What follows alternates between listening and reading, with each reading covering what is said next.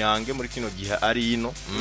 ndetse ari kumwe nande na Bonfils Caleb bimenye Imana ariko kandi gwari gwatewe iteka kandi na president wa Musongati ni Denis Karera ajejwe no bwo butunzi muri federation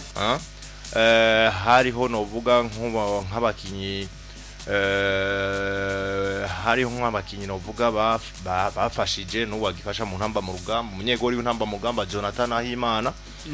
niho yarari umunyegori no vuga ya nawe kugeza ubunye twovuga ko ari umuregent kuko yarakira intamba mu rugamba igihe kitari gito witwa Arakaza Marc Cartier nawe yari yitabiriye urwo rukino yari yaje gushikikira no vuga ino miyabaga hariho no vuga umuagent w'abakinyi batandukanye yitwa Bevan Dix Bevan Dix nawe urumva ko nka presence yiwe by'ukuri bifise cisiguye rukino rero gwarakinwe kipe ya Musongati birangira itsinzwe kikina Vision igitsindo kimwe ku busa ubwo rero urumva yuko by'ukuri Vision igiye kutwereka iyindi shusho donc igiye kutwereka ishusho yayo niko twobivuga kuko urinze utsinda Musongati kiki equipe twavuga ko ufise uburambe ukaba ufise match ya mbere na Vitaro uri nka Vision bifise ico bisigura ubutumwa cyane gose ni equipe twarayivuze ko kuva bigitangura tubabwira aba propriétaire bayo banyene iyo Vision bagiye hamwe baravuga bati turaba mu gutwofata turumurazigire vyatanguye barondera muri za Interstar bashaka iyo zina rikomeye gusura kuri duza ariko ntivyakunda amunyuma ronka Vision twarabonye yuko yawe nka kado kabisa nyene Vision abahaye ku mafaranga atari menshi tumusaze tumenyere ku mugo mu cicaro ca mbere ariko ico ni kintu ciza ari baraza banagiye na staff nziza twarayibonye abantu muri rusangi bamenyeranye ubona yuko icuka kiba ari ciza begeranya abakinyi urabona yuko hari abakinyi arasanze abakinyi bashasha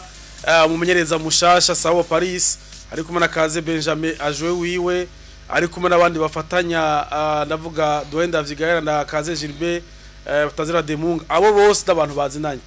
bazinanye muri monde ya sport staff ya muri Vitaro aziko Sawa Paris ari kumwe nande ari kumwe na Kaze Benjamin aba nabo babiri babajwe bandi ni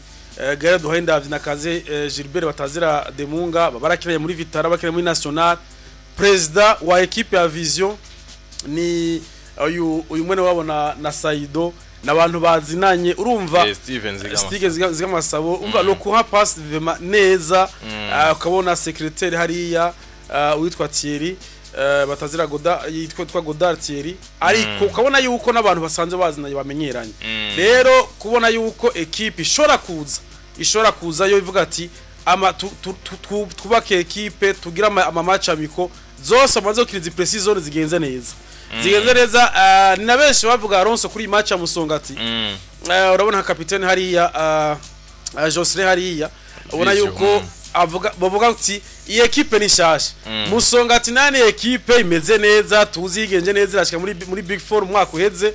abantu bavuga bati kameme uru n'ugwego gwiza bagiye kwipima ko iyi Vision kandi ntituzi yuko bashaka gutsinda ariko kuba bagenda bakitwara neza bagatsinda igitsindo kimwe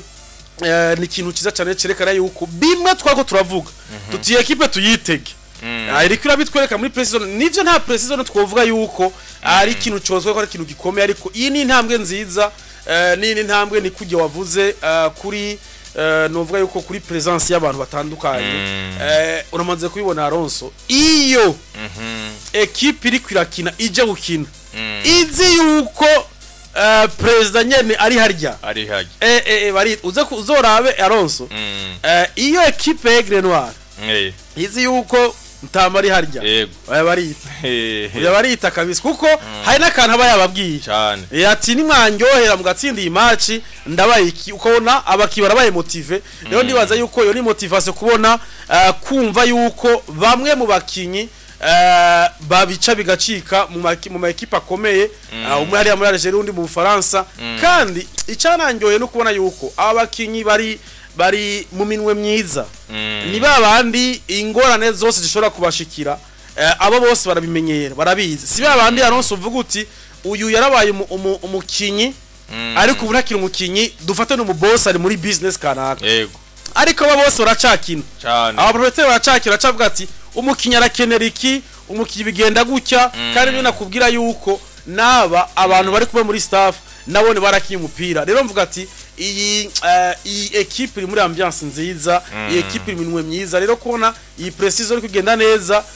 nico kubona ko ari ikintu ciza reka tubirindire ariko tubirindire muri championnat iri mu gutangura turabwe nitangura ni imwe mu equipe igiye kuba itangurana ama match akomakomeye kuva kuri Vitaro ugacisura kuri Aigle Noir Messager Ngozi Olympic Star ni equipe zikomeye nka equipe rero shashi iko kwikora ibintu vyiza ni yatwereka muri champion yukwije izo match uko ari zine tukabona ingene zitwayemo aha tuzohagara tuvuge tuti nyabuna iyi equipe zimwe twavuga ngo irashobora kuza nimba yahereze muri ba 10 ba mbere irashobora kuza tweka ati igahiganwa igikombe hamwe nabandi bivaye n'ivyo tuzotwereka mu ntango yayo rero nuko vyifashe ni equipe ya Vision FC bona ko match novuga bariko bakinira Igitega na Musongati bayitsinze igitsindo kimwe ku busa cyo kumenyesha nuko muri no match ni match ubona yuko igitsindo cinjijwe nande n'uwitwa no mukinyi wa Vision wanashima mushasha yitwa Ndizeye Abdulrahim ne equipe nziza kiki ne equipe ubona ko nkono n'umusore yitwa Amis Leon unye agira kabiri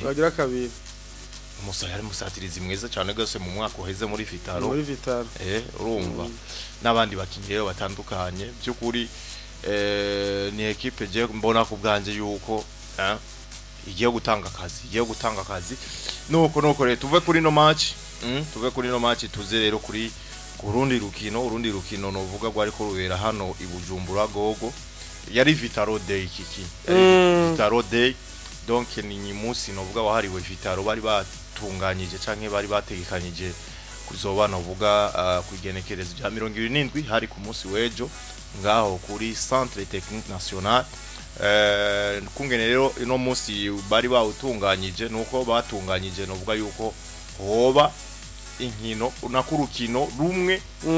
ariko ruhuza uno muryango umwe nyene wa Vitaro donc abakinyi bakera ba Vitaro abanciens joueurs ba Vitaro n'abakinyi rero bagezweho muri Vitaro uno munsi donc bagiye kuba bakina ihiganwa y'uno munsi nako y'uno mwaka ariko kandi bakaba rero barategekanyije no bw'urugo rukino kugira ngo banagaragaze n'abakinyi bazokina muri no saison muri Vitaro rero ko byari bitunganyije byari birori byiza cyane gose ukabona yuko twarabwiye ko umukinyi w'umuregende wa Vitaro witwa ntibazonkiza Saido yaramaze iminsi ariko agira entraînement muri Vitaro haya kuri Tampete ngira ngo abashikayo bamubona ariko ari capitaine oya ko iyi ni y'abarejande urumva urabona bakaya hari urabona haya Mbirizi Christian urabona Chabalala Kaya urumva ukabona baba Idon bari mukabona uyu capitaine ni Fidel voilà hariho ba Michel urababona ndetse nabandi batandukanye hari anye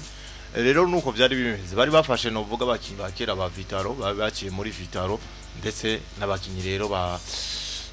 bagezweho abakinyi bagiye kuba bakina muri Vitaro yembo baguze bashasha nabari bahozeho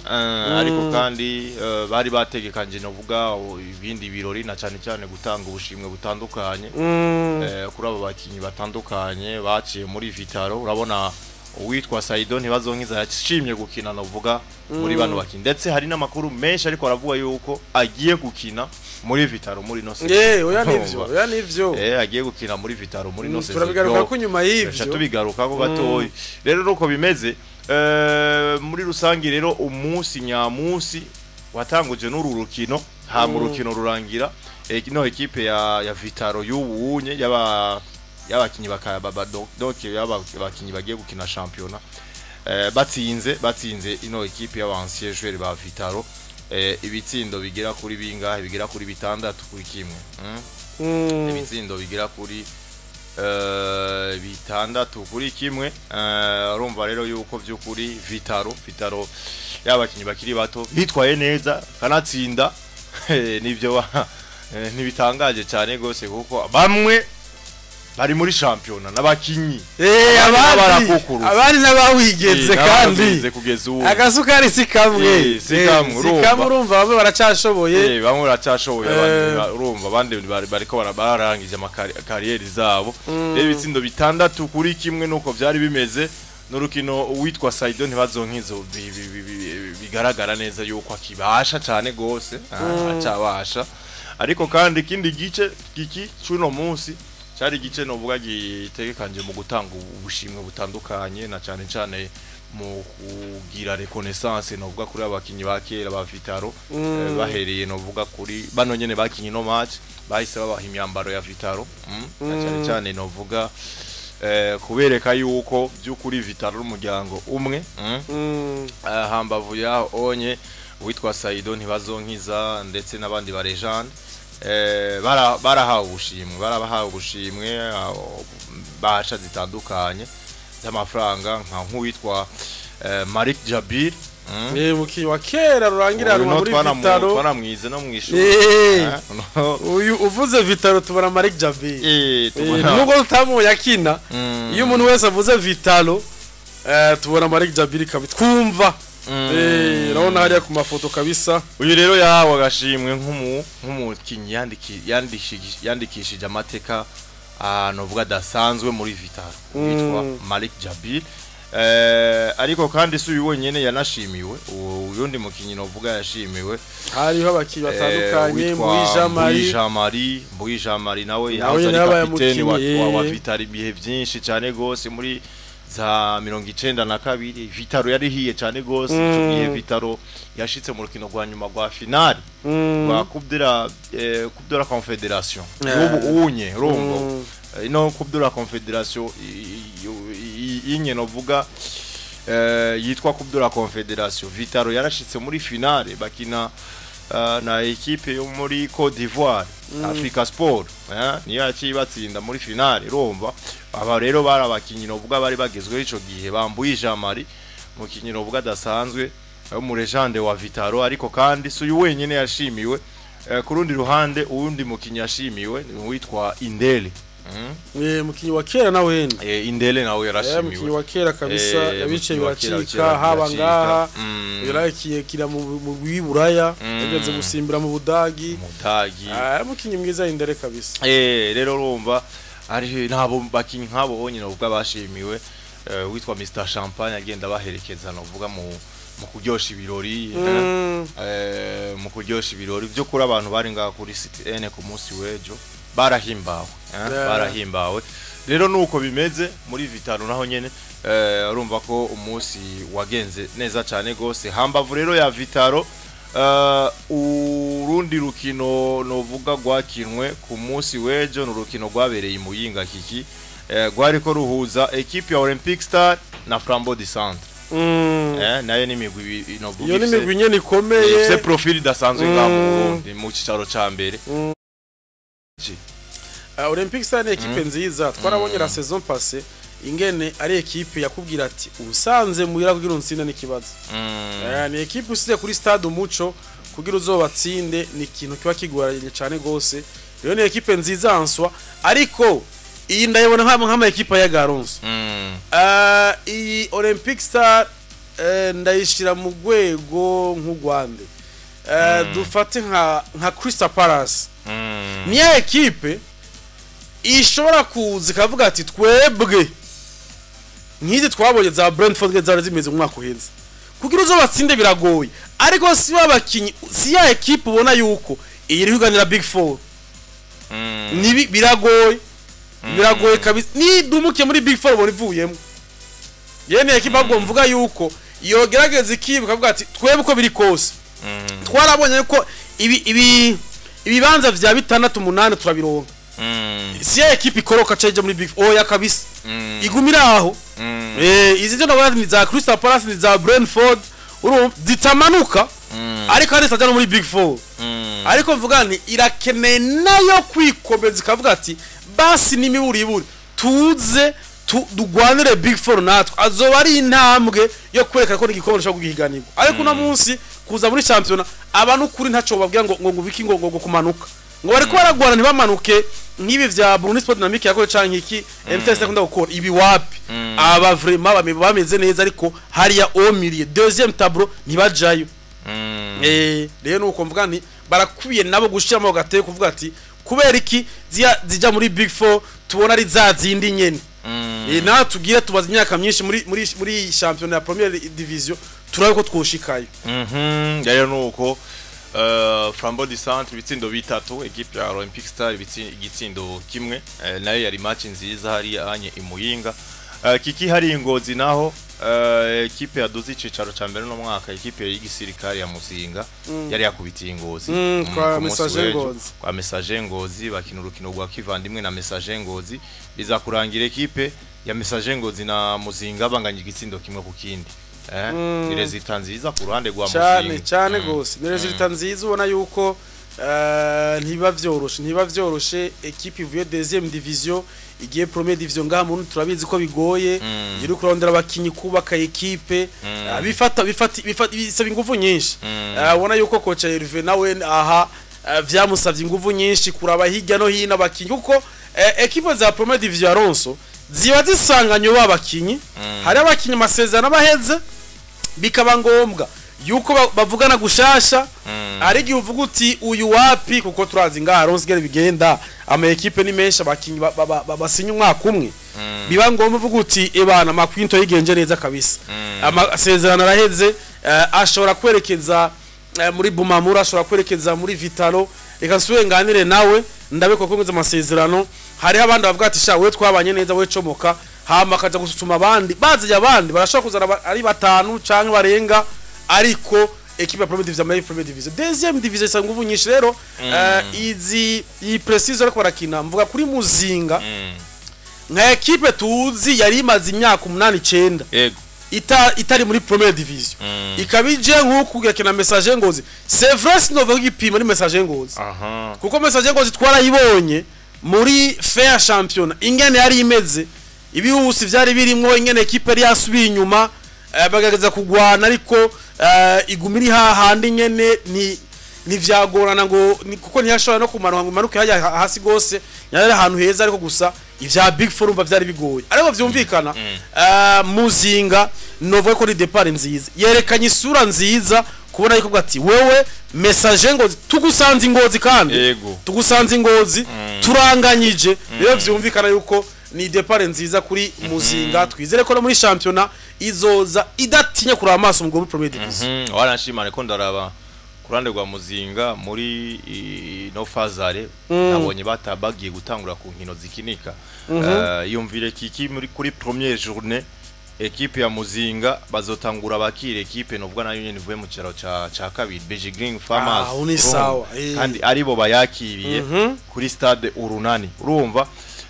match gira kabiri deuxième journée equipe ya Muzinga bazobagihaya mu Kayanza gukina na Kayanza United urumva sawa ni match kinika aho baratombe kwe daba match gira gatatu equipe ya Muzinga izobiri muhira ikina na Garage Express journée ya gatatu urumva gira match zitatu basi mvuze yuko ari victoire cash ariko ni match zikinika voilà kura match gira kane kiki journée gira kane equipe ya Muzinga bazoba bari hehe bazoba bari kuri stade Urunani bakina na Burundi Sport Dynamic Burundi Sport Dynamic peut-être match ya gatanu niyo mbona yuko kizoba ari donc uzoba ari umusozi ugoye novuga kuduga kuko bazokwakira equipe ya Aigle Noir urabona Aigle Noir niyo bazoca bakira kuri journée gira gatatu ariko uravya ayo majournée yose kiki bazoba bakomeye aho ni match bo kwitegura bakavuga ati tugende tuzoshikire match ya Aigle Noir byo kuri twisekirije tumaze gutanga ubutumwa kanaka tumaze kuvunira akagoye imigwi yo mu cicaro ca mbere yuko rutita aho nibaza yuko byukuri uzi ikintu cyabaye yarose uzi ikintu cyabaye ona nk'ivyo ushiramo ingufu ashiramo ingufu hakiri kare kugira ngo ya manota yaronke hakiri kare ayakwakwanye kare rero coach Hervé gerageza gushiramo ingufu akagwa ati muri izo nkino zine jewe nshiramo ingufu ni muri amanota 15 urumva nkuremo amanota 10 ce 10 sinja muri 10 sinja musi ya 10 byokunda ariko n'ikindi kintu ushaka kubera Alonso equipe zo muri première division iyo zihuye na equipe zo muri deuxième division ziduze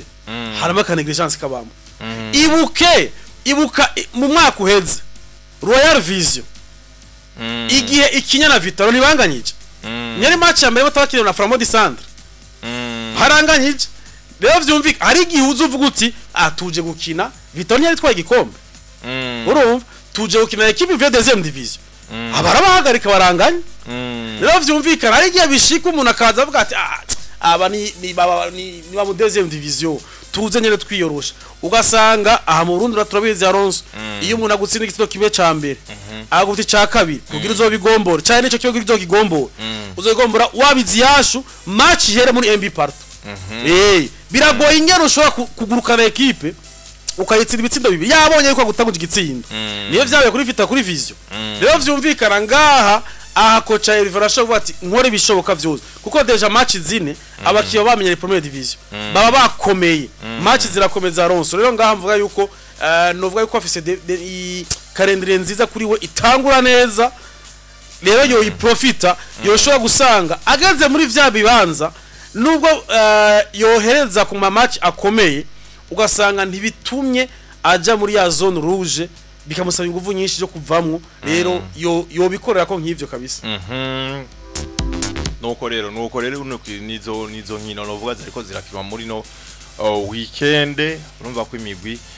itandukanye novuga yari kwiripira kiki breaking news novuga yabaye muri no weekend nuko kafu yamaze kwemerera ivy'imfata kibanza ikibuga intwari yuko kigiye kuza kirakira inkino mpuzamakungu ni inkuru nziza idasanzwe ku barundi n'abarundi kazi ku bakunzi ba sport yes ni inkuru ubwete gwabo novuga basohoye kwigenekerezo ya 24 byukuri inye nivyo twari turindiranye gishika cyane gose ibi ni ibintu vyiza cyane gose Alonso aho tubona yuko bobo igihe baheruka ngaha baza kuraba baravuga bati turavye ingene ikibuga kimeze turabona yuko ibintu biri ku rwego gwiza barabiraba bakavuga bati abantu bashobora kwakira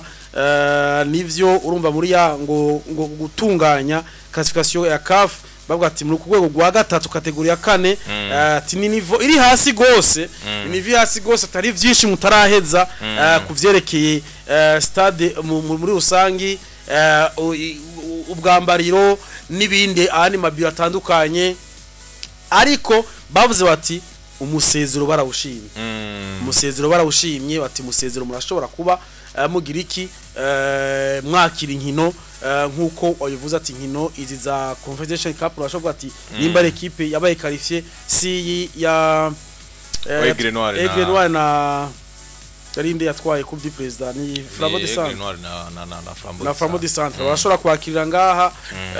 ni ikintu bari ciza rero nibaza yuko nubwo bavuze ibi bavuze bati turashaka ko ibindi bikorwa bibanda gushikira atari kure ya stade ivyo byose barabira Alonso kugira ngo bashobore komoroga stade neza bayemeze yuko ishobora kwakira inkino mpuza makungu rero ivyo byose haracariho agatambuko haracariho ibikorwa ariko ivyo vyibanze kubura yuko dushobora kwakira nimba rukino rumwe canke zibiri zikomakomeye n'ikintu ciza uno munsi turabona imigwi wacu ikwaga ibibazo yo kwakirira hanze ukabona n'ikintu kiwaje n'ukuri ukabona umugwi uri kurakirira handi hantu umugwi wabwiye ati mweko muza ngaha dukine match ari na roturu ngaha muri muhira abari muhiri wabo ntivyoroha ibuka igihe mu mwaka uheze rukinzo havuze ati iyo abadukinira buhira iyi match turafisi ivyi twari dufite icizere ko utarugenda nkuko yagenze nibagize na satisfaction iyo bayitsinda bari guca baja hehe bari guca baja mu mapuro ariko ntivyakunze kuko iyi equipe yabatsinze kimwe kubusa hama ravuga bati twarabona yuko c'est vrai que experience bagafise ariko iyo batza turi muhira